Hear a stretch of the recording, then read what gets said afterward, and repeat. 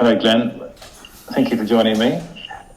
I'd just like to talk to you about coastal properties from a property investment point of view in the current climate. Sure. What would you like to know? Well, Wales Online have been reporting that property sales this year in popular seaside locations across the UK have already surpassed the number of transactions seen across the whole of 2019. Rightmove have also identified 16 locations where the number of sales agreed by estate agents in 2020 so far has already overtaken the total for 2019 in terms of coastal properties. Yeah. So what is your take on the surge of prices and interest in coastal properties? Okay. What's going on there? Partly I think it's COVID driven, because a lot of people would feel more comfortable living in a more secluded area. Okay. Right. That's one of the things. One thing we do need to remember is that in August 2020, property prices, I've just read a report, have gone up by over 5% in 1 month. Okay, which I find quite amazing. I'll forward you that article in a little while. When you say 5%, is that across the board, or are you saying Yeah, that's on average. And rural properties? On average across the board. On board. average everywhere? Yeah, Right, okay. So, within the property investment sector, there has been increased popularity with serviced accommodation. Okay, and that's basically where you get a guest house and the owners tend to live in the house. Okay, serviced accommodation is where you buy a property to rent out short term. Yeah. Okay? And where better to rent out property short term than in coastal towns? Right. I think because of the marketing potential from Airbnb and all them type of things, it's brought the single property owner to multiple property owners. It's brought them into a position where they can easily rent out rooms or the whole house for a short period of time and get consistent results and have them consistently rented out. So one of my private clients has a property in Brighton that he bought for less than £1 million, spent a few £100,000 doing it up. When he refinanced it, he got all his money back out, but that now rents out for around £20,000 a month on short-term rent, and that's in Brighton, so that's a seaside town, one of the more expensive towns. Now his mortgage is only around £4,000 a month, so you think he's making £15,000 profit from that one property alone.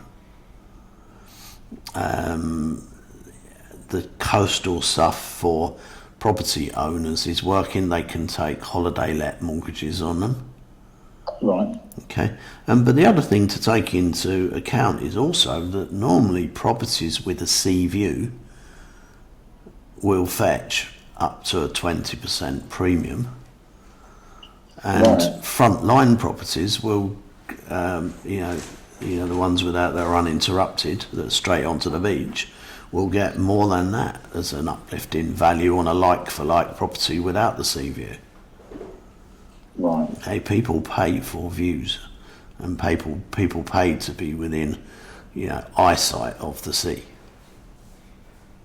Are there any safety issues with regards to, flooding or all sorts of issues must come about with coastal properties?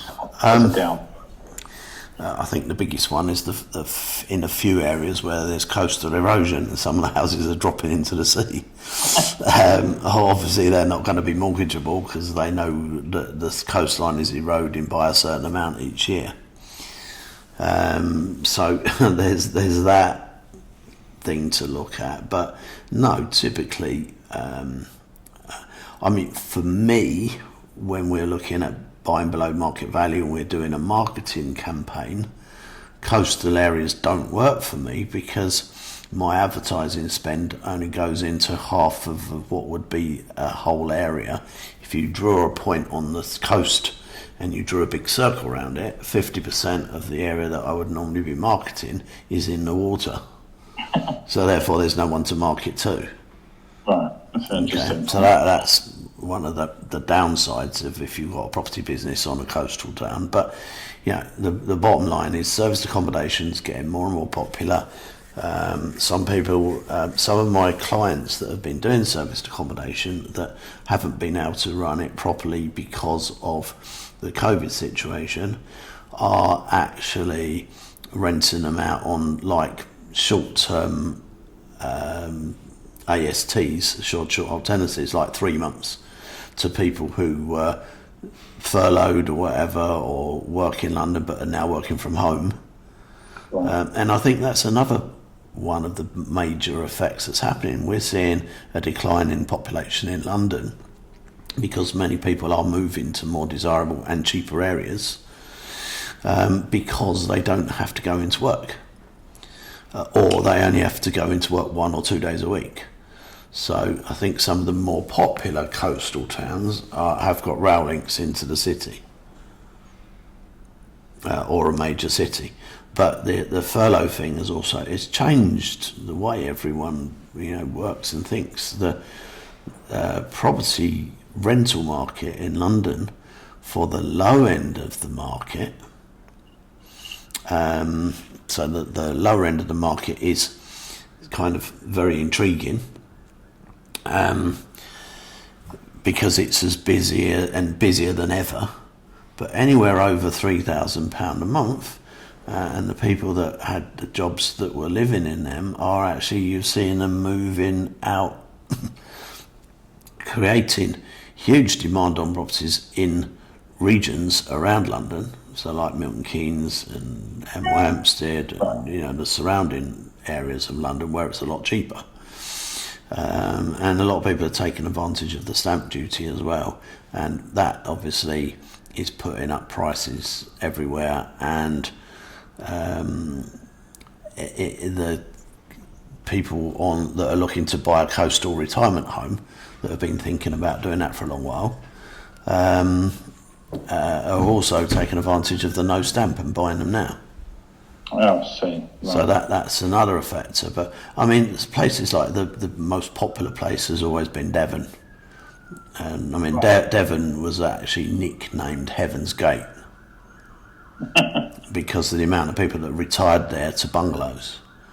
Now, what I have noticed, and this might be another reason for it, is that bungalow demand over the last 2 or 3 years.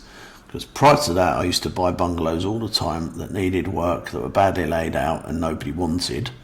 But when they were done up, people downsizing was snapping them up because they were fully done up. But no one was wanting to buy them to do up. Okay? I think we are now right into people looking at retiring is all from the baby boom period. Yeah? So with the baby boomers, there is a huge amount more of demand on bungalows for retirement, and top of the list is to retire down by the coast. Yeah, because the romantic thing to do, but also everyone's fleeing the cities because of COVID. So so put all of that and put that all together, and you've got a very logical reason why coastal properties are going up in value. Just quickly, back on coastal properties, thank you. Apart from Devon, where are your other favourite spots? You've obviously got Poole, where it's got sandbanks, which is its own total unique market. Okay, Yeah. So sandbanks is per square foot dearer than a lot of London. Yeah. And that's basically because you can build big properties there. They're fairly lenient with the planning permission, and it's right on the beach. Yeah. Okay. You've got Brighton, that's always been one of the dearest seaside towns for buying properties in. Yeah. How much the pink pound has to affect that area, I'm not sure, but it obviously does have an effect on it. Yeah. Um, So it's 3. You got your top 5? I've 4 and 5. not really.